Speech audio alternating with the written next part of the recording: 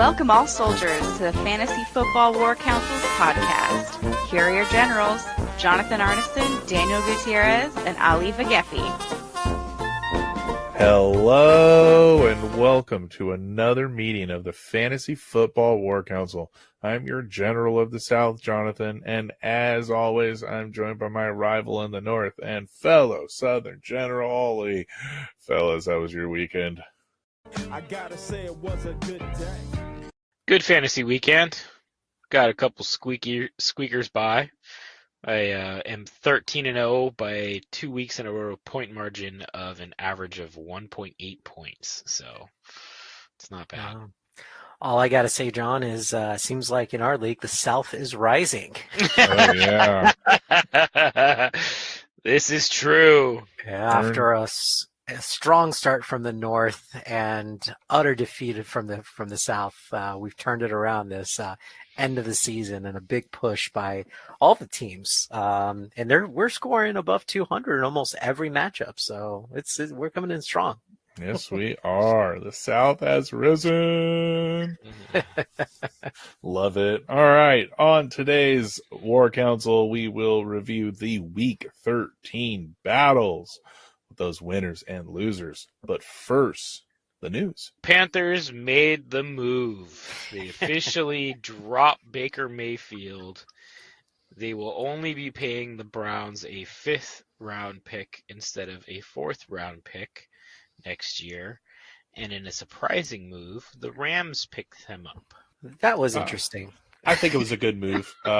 They needed to make some move, especially with Stafford going on IR all season for the rest of the year. So, that's right. That's not some news that we put on there. So, there's some news there too. I figured spinal contusion, I guess. Yeah, I figured they would make some kind of move. I actually thought he could have been a Niner, but that was my guess. So I was off. I think they came out and mentioned Garoppolo did not break his leg, right, today? So that is the next bit of news, correct, which you are welcome to read as well. But I had lots of Niners fans that were celebrating the fact that the Rams picked up Mayfield instead of them.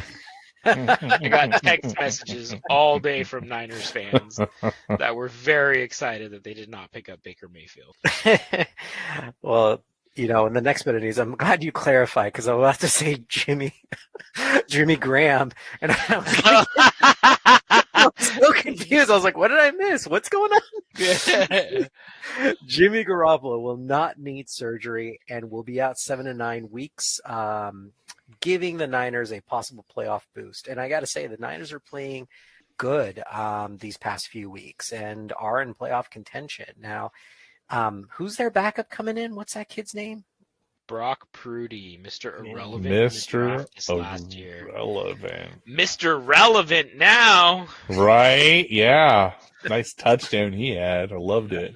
Thought that was pretty awesome. Excited. I'm gonna be in San Francisco, and a few of my buddies up there. We're gonna try to get tickets to the Niners Bucks game. We're gonna give it a shot. So it'll be fun to go up there and see them. But tickets are way too expensive, so we're just taking it day by day. Yeah. I understand that. All right, the third bit of news. Cowboys are not sure that OBJ's ACL is up to the task for this season after a physical he had on Monday. It's funny because they had that dinner, and it was a dinner, and after the meeting with him, they the coach gave it was just a dinner, and we just had conversation, and that's all I'm going to say for now. I read an article that he's like, they're highly he's asking unlikely. 20 million, upwards of 20 million. That's what I heard. Wow.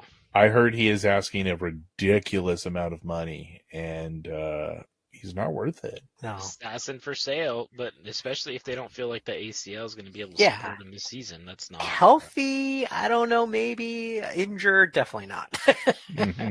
Mm-hmm. I mean, he's better than Christian Kirk, who's the $20 million guy, right? So, yeah, definitely. Oh, here come the tiny violins. Kenneth Walker has a foot injury. Pete Carroll called it unusual, and he's never heard of something like this before. Those are not very encouraging words.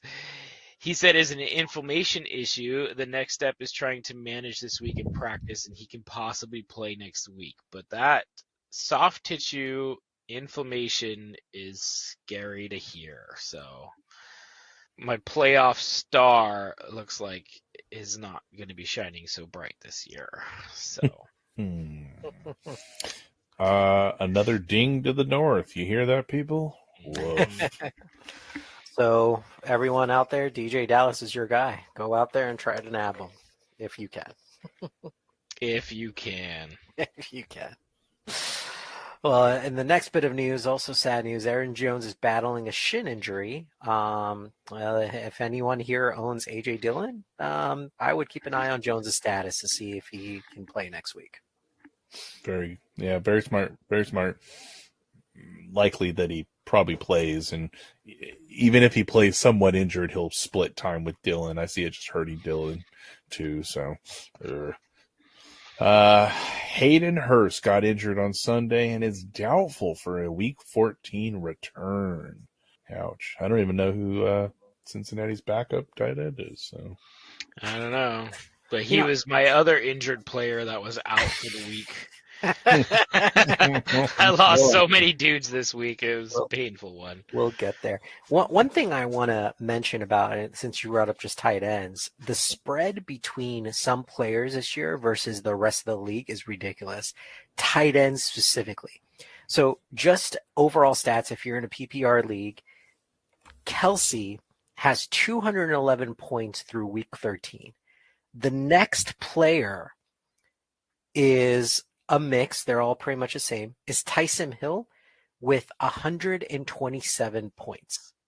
oh wow. Taysom Hill. And that's one game where he put up like 40 points. It is. And then Mark Andrews and Hawkinson all with 116, 125. It is insane, the spreads. And it's not just tight ends, quarterbacks too. You got a handful. You got Mahomes, Allen, Hurts, Burrow with between 350 and 380 points. And then you got Justin Fields, which with 310, good job, John. And then everyone kind of drops off from there. So it's a big distinction between the top players and the rest of the pack this year. It most definitely is, especially in those two positions. Yeah. I feel like receiver is unusually deep this year and way more reliable than it has been in the past. And the running backs has had its serious ebbs and flows throughout the year. Like there hasn't been any really super consistent running back besides maybe Saquon Barkley. You're not wrong. It's been a crazy year. Oh yeah, and we were having this same discussion, I know, within our text, as well as me and the wife were talking about this earlier with tight ends, because I was like, man, my tight end is so hard. Like I am not feeling strong on it. And then I was starting to look at the waiver wire for tight ends, and it was even worse. And Yeah. But then I looked at where my tight end sat, and I'm like, oh, well, I've gotten the tight end 6. Okay, I better hold on to him, even though he's only putting up 8s and 9s. 2s, yeah, in between. Yeah, the 0, the 1, yeah, they hurt. Yeah. But he's still sitting on tight end 6, so go me. So. Yeah, I made that mistake of not checking, and I was just pissed off at Gerald Everett because he was screwing me, and then I dropped him and picked up other people, and it hasn't gone very well for me. Taysom Hill is available, and he's the number 2 tight end in the NFL right now. So. Right? That's because he was like 1s and 0s, for like 4 games, and then he'll put up like 20 points. Yeah. Then more 1s and 0s. Yeah. Boom and bust. And he's just a lot of bust. Yeah. Yeah. But I mean, it's almost worth taking the chance here in the future, because what are your other tight ends going to give you anyways? Like, you're just begging for at least 6 points every week, but you're not getting that too. So you might as well go for hope for the guy. Exactly. Because he's going to bust anyways, right? Yeah. I agree. All right. Last bit of news for the day. The Titans have fired their GM after 7 seasons, and coincidentally after A.J. Brown kicked their butts on Sunday, stating that The roster building was the reason for the firing. The Sure. roster wasn't going in the proper direction. Yes. Sure, we believe that. Yeah, we believe well, I definitely believe it. They're like, you idiot, you traded him away and haven't improved the offensive line. You are fired. Yeah. I heard a statistic this week from PFF. 80% of Derrick Henry's running yards are after contact. Wow. 80%. That's how bad the line is playing for run blocking this year. They are a bottom 5 run blocking line, and Henry's that good that 80% of his runs are 80% of his total yards is after contact. It's ridiculous. They said this weekend that he rushed for like 32 yards and like 26 of them were after contact. Whoa. It's just, that's amazing. That is an amazing stat. Yeah, that really is. And he's the number 2 running back still in the league, so tough. That's tough. Yeah, that's crazy. Well, let's jump into our battles and talk about some of these amazing players this week, shall we? Oh, yeah. All right, guys. Well, we have our first battle, which we had Boston Teabaggers versus Allen. Just Allen. And guys, I think we should start deducting wins from Allen for not naming his team. So I'm just saying. We should kick him out of the playoffs, actually. Yeah, it'll slot right in there. Yeah. Anyways, in a must-win situation for me, Daniel craps the bed, almost getting MIA this week, while Allen scores a solid 200 points to demolish Daniel by 205 to 161. But I can't really blame Daniel for this one, since he had 3 starters go out of the game with injuries on Sunday. Pretty much at the beginning of each game. Yes. Yeah. None of them returned. Well, Allen did have Hurts and McCaffrey putting up some amazing numbers, 44 for Hurts, about 28 for McCaffrey. That definitely propelled him to score the 205 and I believe, if I'm not mistaken, solidify himself for the playoffs. So congratulations, Allen. Clutch, you pulled through this last few weeks. And hopefully I'll be in the playoffs with you this year. No. I was just talking to Alan before dinner, and I was saying we need to shut this shit down.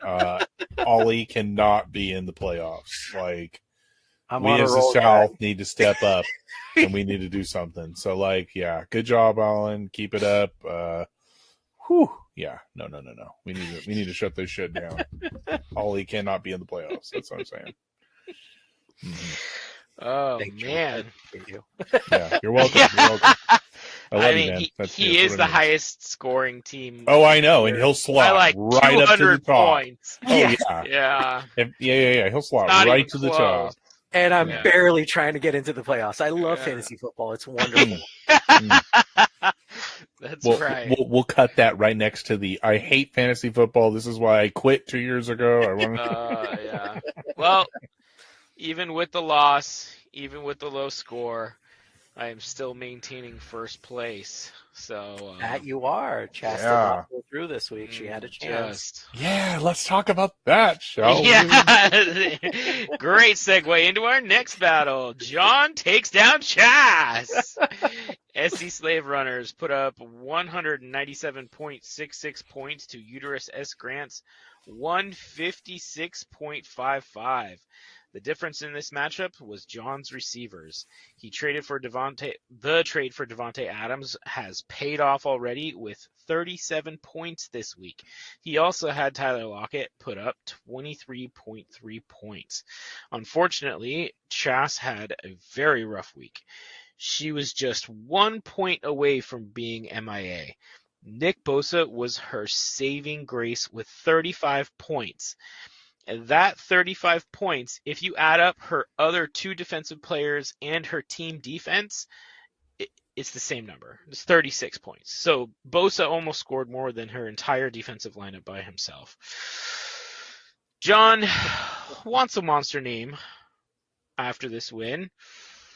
I say Ali and I come up with with that name. John may have suggestions, which may fall on deaf ears, but I don't know. What should the monster name be? He beat the monster, but he's still not top of his division though. So I'm not sure. My logic is perfect. And like, I really thought this through, because if I lost, I sent that meme to the group. It was the Mothra flying at Godzilla with holding the flame. If she beat me, I was going to be that moth. Okay. Yeah. Now, because I won, here it is. It's Mechagodzilla. 2 reasons why. 1, I am RoboJohn. I am legit. I am my own RoboJohn. I have my own metal parts and whatnot. And 2, it's because my team is not born every year. It's created by me and all the trades and all the moves that I do. Every season, I create my team. It's kind of fitting. I feel like you need to score more than 200 points to recognize that name. I don't know. Yeah, maybe be first in your division also at some point this year for a sustained amount of time. I think so. I've been first for a while now. I don't know. Like, Swamp Thing's a monster, right? I can't ask from the one in the back of my division. I'm sorry. How about you become the highest scoring team in the league, and then you can become Mechagodzilla? I think that's fair. Sometimes it's not about how many points, it's who you beat. And at the end of the season, whoever's holding that championship, we're going to have that talk then, Oli. That's what I think that really comes down to. So, let's see. Because I remember my first championship, I was not the highest scoring team. I think I was like one of the lowest scoring teams, if that. But I won the right games in the right time. So that, my friend, means you're better. It's better to be lucky than good. You call it luck. Who are the monsters right now? What are the names? So Chas is Godzilla. Your uncle was dubbed King Kong last year. Okay, that's right. And then you called me Rodan. I called you Rodan. I think maybe Gamera. I'm not opposed to Gamera though. Yeah, I like a big snapping turtle. Yeah, it's better than like we can call you like '90s Godzilla because that would work too. That would be fun. That's a good one. We'd call you New York Godzilla, not Tokyo Godzilla.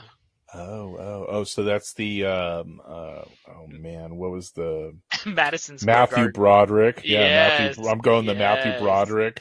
Gojira. Yeah, Gojira. Yeah. Okay. All right. So Same I'm household. fat American Godzilla. That's what it was. I'm fat Americanized Godzilla. I dig it.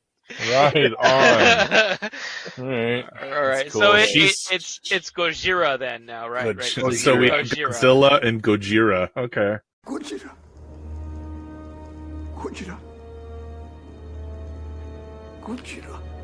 Yeah. Oh man, I was, that really just takes it out of the monster name, doesn't it? I take it. Hey, I mean that Godzilla was a baller. Ate lots of fish, swam well, took out submarines. Hey, he's still a champion. That's right. It's all right. Did a great job. It's all right. That's an alpha. I accept it. I'm an alpha. Whatever. I take what I can get. That was a rough week for your wife, though, too. It was. I think that was one of the lowest scores she's put up all year. Of course, it comes against you. Yeah, I know. And, I knew there was going to be somebody unhappy in the household, and it was definitely her. So, yeah. That's all right. That's all right. It's better that it was like that big of a point differential, though, too, because if it was close, she wouldn't talk to you for the rest of the week. So no. It's probably better that it was a blowout, more like that. Yeah. Yeah. All right. Well, let's move along before I get stabbed between ribs 3 and 4. In the matchup that means nothing, Guerrilla Warfare takes down the other no-name team. We'll call him Lincoln's Long Gun. 205.71 to 155.54. A victory of 50.17 points. Scott made it look easy this week, while on the other side, Vince took the week off, figuring he traded Devontae Adams away for some picks. He knew his season was over and went on a well-needed vacation. Little does he know that last place doesn't fall into the first round pick. Oh no, 7th place wins that coveted prize. Vince, hey buddy, we need to send out a search party. Lost on some sunny beach somewhere. Come back to reality, buddy. You're 4-9. You can get that first overall. Highly unlikely. Make those picks back to me worth more, though. Come on.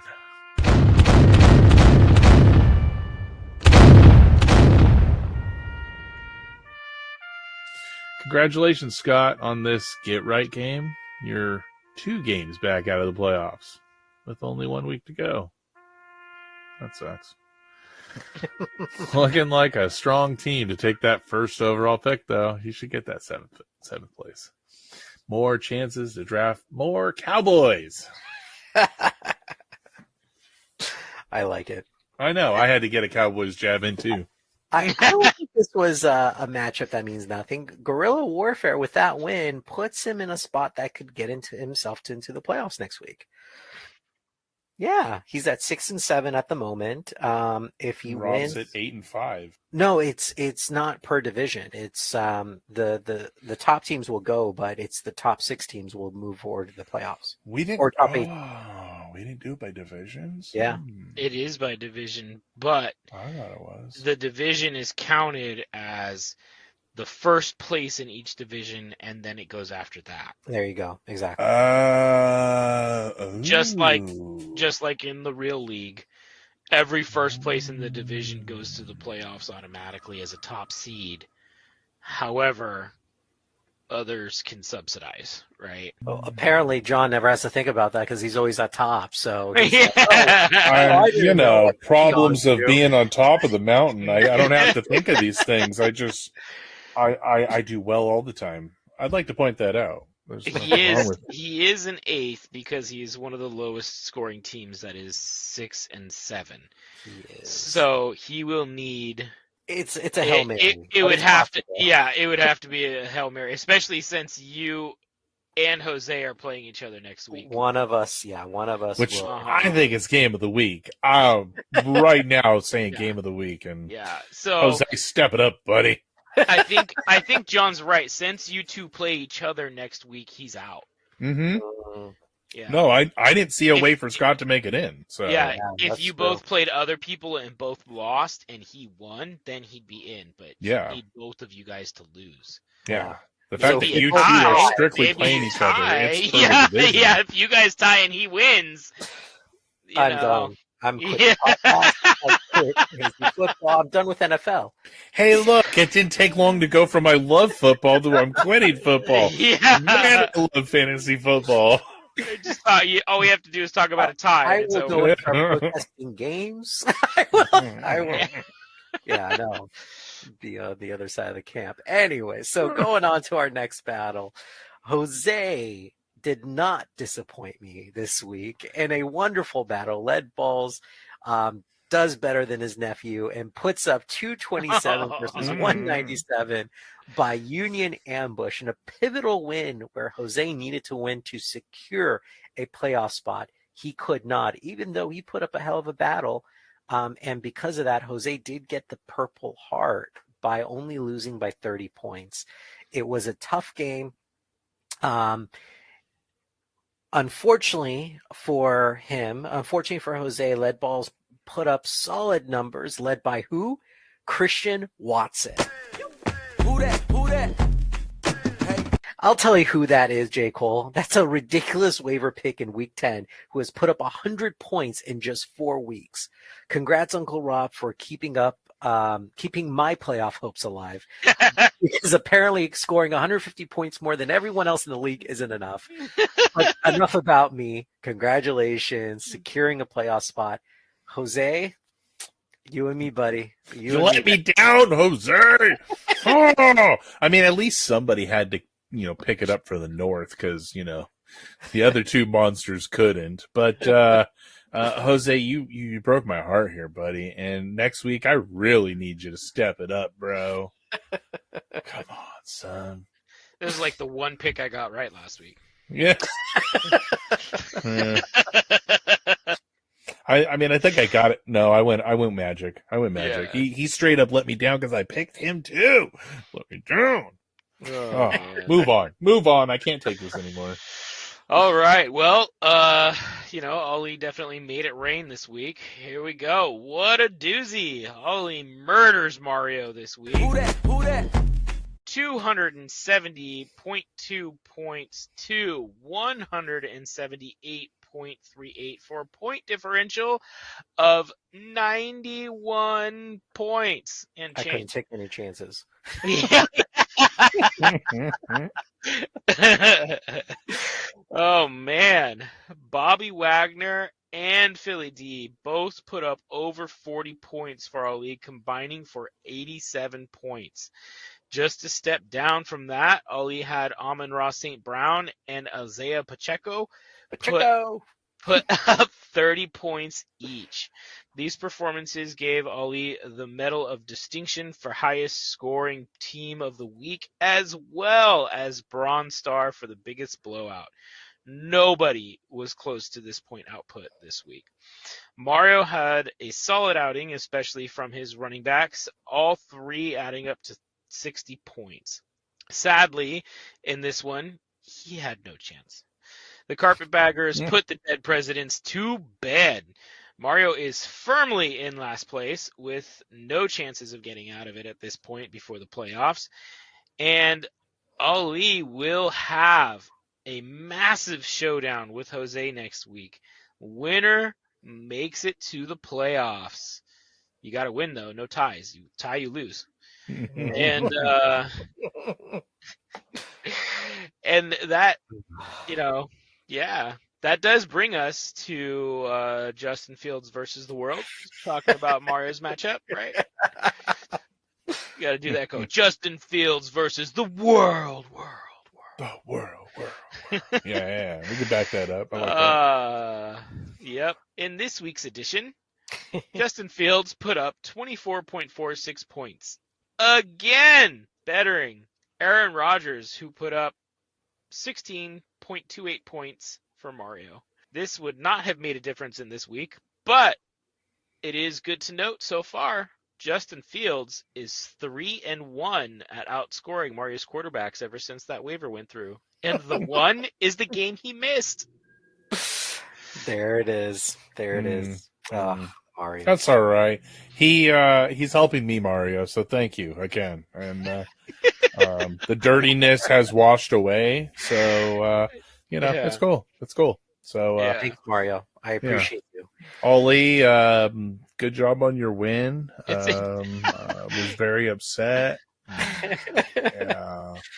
I gotta say, I was surprised with Pacheco. Not the fact that I knew he would be the lead running back for the Chiefs, like that was clear. But one thing that I did not expect that was a welcome surprise was he had 116 yards returning.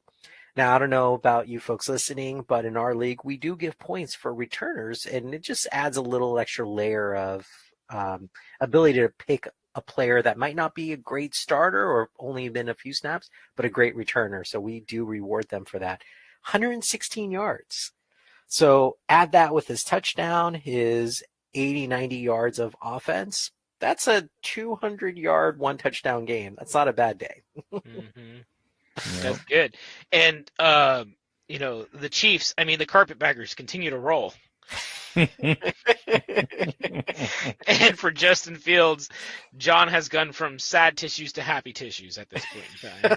Yes. Oh, very much so. We're good with those happy tissues, and we're going to continue with them. Yeah. Yeah. All right. So this week's treasure hunter of the week was Scott. Guerrilla Warfare picked up the Cleveland Browns, funny enough.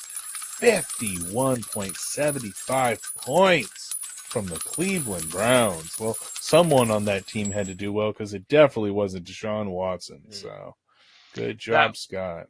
That one pickup was 25% of his entire team's output for the week. Yeah, that's huge. Well, you know what that means. play against Houston. Any Yeah, defense, yes, any play that defense. especially when they have Kyle Allen starting instead of Davis Mills. I don't know why they're doing that. Hey, John, play that Who Dat clip again. Who dat? Will do. All right. Let's jump into our pick'ems. Last week I went 3-2. Daniel went 1-4, while Ollie went 3-2, closing that gap between you two a little bit. Let's see how we all did this week, and let's pick 'em.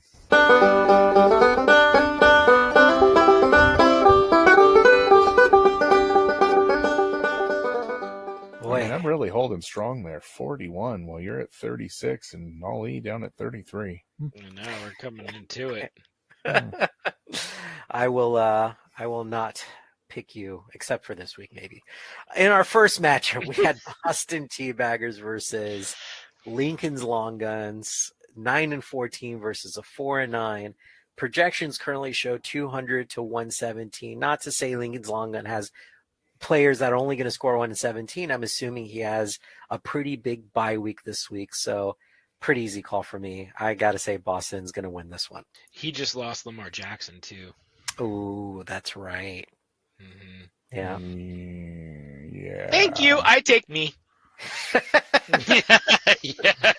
Why can't I play him this week? Why do I always have to play the difficult games? Oh, Lord. If I lose, that'll be epic. It does happen. I'd like to point out that he is one of the teams that has scored a Bronze Star, so it does happen. I'm going to take you, however, because your team is just doing so strongly well, and it's scary. And as much as I want to root against you, it's not even possible at this point. So. Yeah, we'll have to see. I've been on a downward trajectory, but he does have 3 starters on bye and lost his starting quarterback, so he's going to be hurting. Yeah, but down there at the bottom, he's going to have a first dib at a lot of these people.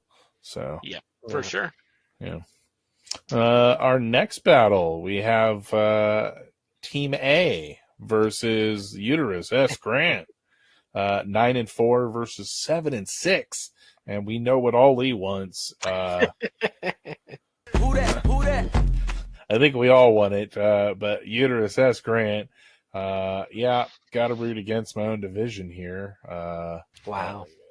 What? I mean, come on. I got to close that gap, get rid of that gap. I got to create a bigger gap, right? And, I mean, I already have the bye week, so it's cool. He can win. I'm okay with it. If he wins, it takes it away from you, doesn't it? So. Yeah, it's worse for me. But I just need a win. That's it. I can't get into the playoffs with a 6-7 or 6-8 record. So, well, I'm writing down my wife, but I'm penciling in Alan because it's just secret hopes and wishes, right? Yeah. Secret hopes. Yeah. Well, I was gonna say, speaking of gap, I'm going with Uterus S. Grant. But I like it. Uh-oh. This is a doozy. It's a tough one. Here we go. This is the definition of trap game. The definition of trap game. I am going with SC Slave Runners against Dead Presidents, my brother. This would be his signature game right here. This is how he is remembered. Mm-hmm. This is why we've dubbed him the Kingslayer. He scares me because for the very reason. Other than that, I stare at his team and I'm not scared whatsoever. But it's just the reason of what he does to people. He gave Chas one of her losses. She still curses his name. So, we have a motto in the league, and Mario is the second part of it. The first part cannot be uttered on this podcast unless I explicit the episode, and I'm not going to do that today. So, yes. Mario, you know this. So, I'm picking myself. Got to continue that monster name. Yeah. It just seems his track record in years past is like when it's your most important game and you're going against Mario, you just inexplicably lose. His team becomes a juggernaut and you do nothing. I had to put up 270 points to be safe. That's right. Can't take any chances. Is it dead yet? It was, and then Bobby Wagner gets an interception. I'm like, all right, yeah, let's keep going. Yeah. 6 feet's not deep enough. Oh man. All right. Union Ambush versus Carpetbaggers. Oh, we should have some like WWE music playing behind this one. For the last seed in the playoffs. Oof. Union Ambush versus the Carpetbaggers. One's got magic, the other one's got statistics. Highest scoring versus the Voodoo. Who will it be that'll wreck the playoff runs? Again, inner desire and hope. I want it to be Jose. Nothing personal, Ollie. I have 300 more points than Jose. 300. That's like 2 games. I have 2 more games than he does. Or this week for you, yeah. Or 1 week. 1 week. Jose, yeah. beat him by a point. Give him a Purple Heart, buddy. Oh, dang. Just enough. Look, I'm going to be honest. I'm worried this week. My matchup situation is not easy. I did have to bench a few people. I'm benching Deebo Samuel because 1, I don't know about his backup quarterback, and 2, Deebo has not been performing the way I want Deebo to perform. So in lieu of Deebo, I am putting in Christian Kirk to play, which he's had his up and downs, but I like the matchup with Christian going against Tennessee. So that's going to be my gamble for this week. Starting my 3 KC folks, Mahomes, Pacheco, and Kelsey. And another one, I'm putting in Foreman, a little bit of a roller coaster, but I like the fact that he's going against Seattle. So we'll see how it turns out. I love that he's talking about struggling with starting his Kansas City Chiefs like it's a bad decision. Yeah. I've got the only 3 Chiefs that touch the ball, and I think I'm going to start them. I hold the tight end number 1, and I think I'm going to start him. I'm not sure, but I'm struggling with this more decision. than 100 points than the next guy. I struggle with this decision. I hope you lose. Yeah.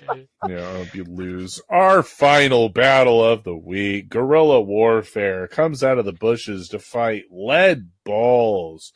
6-7 versus 8-5. Apparently this has playoff implications because I thought Scott was really out of it. I still think he is, but Scott wins and Jose and Ali tie. He would make it into the playoff. Yeah. This can happen. So if it does, I will congratulate him personally. I will. I don't know where Scott is. I will find him in Africa at the moment. I can't tell you that. I'm sorry, babe. I got to go to Africa. It's business. Oh man. Yeah, it's gonna be a good one. So I still think game of the week is your matchup, though, Ollie. So I'm still gonna put that one as the best matchup, even though this one is deemed our closest one. I think this game is the only matchup we are disagreeing on. I'm going with lead balls on this one. So yeah, I feel like he's got a few key bye weeks, and I am gonna go with Scott. And look at that, going with Scott. There is a first for everything. Check it out. Took all season long. So he almost handed me my first loss this week in my undefeated team. It's a respect thing. Oh, close. That's a respect. I beat him thing. by 2 points. Yeah, saw that extra pass go to Godwin. I'm like, Daniel won. Yeah. Yes! Yeah. Knew that was too much. All right. Well, thanks for joining us. Don't forget to write into the show. We're here for those end of season questions. We know some of you have trade deadlines and stuff like that. But so hit us up, ffwc23@gmail.com. Tune in next week to see who is our Bronze Star, who will be the Purple Heart, and who will be the next manager MIA. Thanks for marching with us, and as always, Stay vigilant, soldiers. and the South is rising.